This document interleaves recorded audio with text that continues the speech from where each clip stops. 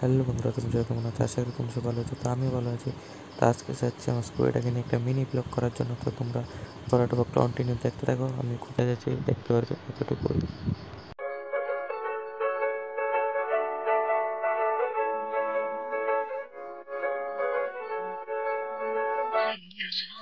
কালো किस्मारेली माई बाँधे गरिबन तिमलाई हेर्दै रेली माई बिताउला जीवन कालो किस्मारेली माई बाँधे गरिबन तिमलाई हेर्दै रेली माई बिताउला जीवन